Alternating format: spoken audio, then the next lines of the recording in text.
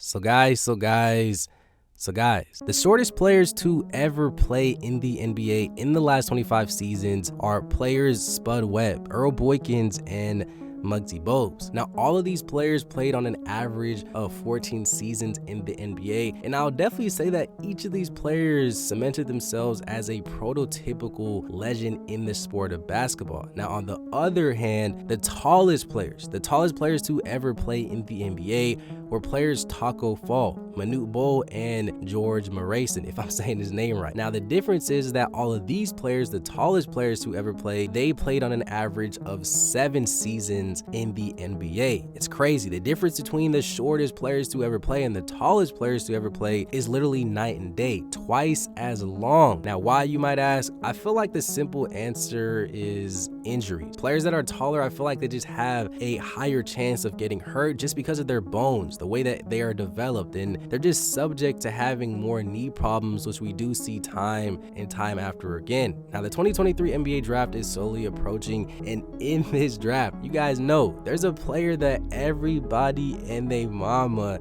has been talking about since this man literally came out the womb. A player that people are calling the next face of the sport of basketball, and a player that people are saying will save the NBA, and a player that people are saying is a better prospect than this man LeBron James, and arguably the greatest prospect in team sports. Guys, you guys know who I'm talking about. I'm talking about my boy Victor Wembanyama. Guys, yes, I know, another Victor Wembanyama video, but wait, hear me out. I know a lot of people, they rave about how great of a prospect that Victor is, and he will be, but I feel like people really need to come back to reality just for 2 seconds. Trust me, I love the hype, I love the energy that people are bringing towards Vic, but I'm trying to tell you guys, the media is very evil. The NBA, hey, they might be a part of this and they don't realize what they're doing. They're really setting this man up for failure, and they really don't even put themselves in that position of a player and a person and a young kid like this man Victor Wembanyama. And guys, I'm trying to tell you, there's so much going on, and I really do feel like people are lying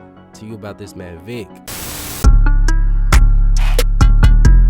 So guys, boom, I feel like at this specific point, we all know the story of how this man Victor Wembanyama came about. He came from an athletic family, with his father being a professional track and field athlete, his mom being a coach. Vic was always taller than his peers, his friends. He developed the love for the game at such an early age, becoming one of the youngest players to ever play in France's professional basketball league, and he is now one of the most highly touted prospects to ever live on this earth. It's honestly crazy the amount of hype that this man, this kid gets, and how much more hype he would probably be getting if he was born in the United States of America. I know we've all heard the claims, we've all heard the news, everything, that he's the best prospect since LeBron, or arguably of all time. But guys, you got to understand that LeBron James was an American athlete. He was born in Ohio, and although it's not LA, it's not New York, Florida, anything like that, he's still easily accessible to the masses. Bron was the first high school basketball player to ever play on national television. He speaks fluent English. He's just an easier access, and he's an American icon. Now, Wemby, on the other hand, he's a much different case. He's a French-born athlete. He plays across the world, and the main reason, and I feel like the sole reason why we mainly know about this kid, is because of social media. Imagine if LeBron had social media back then in the day, having the hype that he had. It honestly might not even compare, but then again, sometimes I do think that's what made the old days,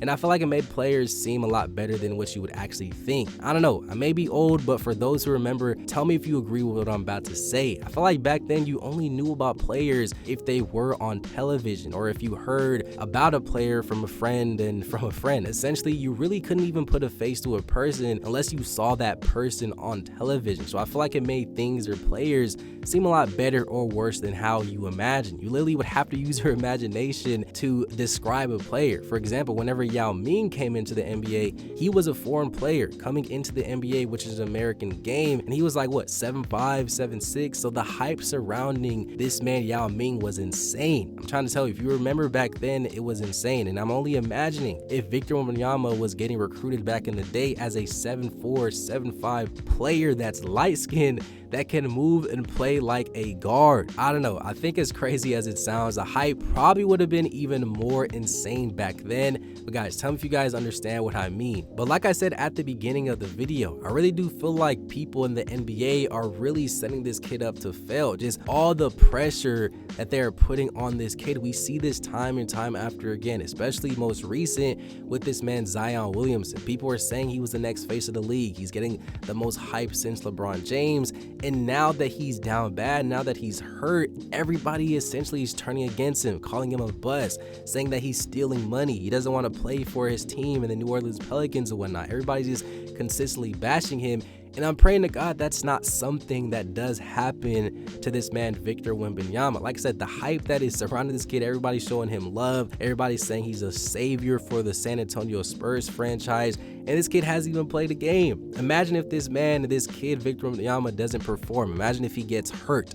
Imagine if he doesn't bring this team to the playoffs, or he doesn't just perform like how people imagine. People are literally going to call this man a bust. And to me, it's honestly very, very sad. That's why I personally am not expecting too much from a kid, a 19-year-old kid that is as talented as he is. There's never been a player to just come into the NBA as a rookie and just take a team to win a championship. This isn't Nike and AD. I know Magic Johnson was doing that back in the day, but the league is way harder now. It's not the same. It's gonna be very hard for a rookie to really do that, to take a team to the finals. You gotta understand, I'm telling you watching this video, you probably can't even name the starting lineup for the San Antonio Spurs, and I feel like that says a lot. And no disrespect, but I'm just saying that team is a very young team, so we can't expect Victor Wembanyama to just take this team to the promised land, especially in the Western Conference. But besides the point, I also do love the fact that NBA players are kind of showing love to this man Vic. I really haven't seen anybody just purely hating on Victor Wembanyama, saying that he isn't good or he can't do this or he's trash. I feel like most people and players are really praising him, and to me it's a blessing to see. And you really can't even deny that. The proof is definitely in the pudding. We really have never seen anybody at this age with the skill set that he possesses. You gotta understand, hype is one thing, but the fact that he's leading the entire French league, that he's playing in points, rebounds, and blocks at the age of 19 is very, very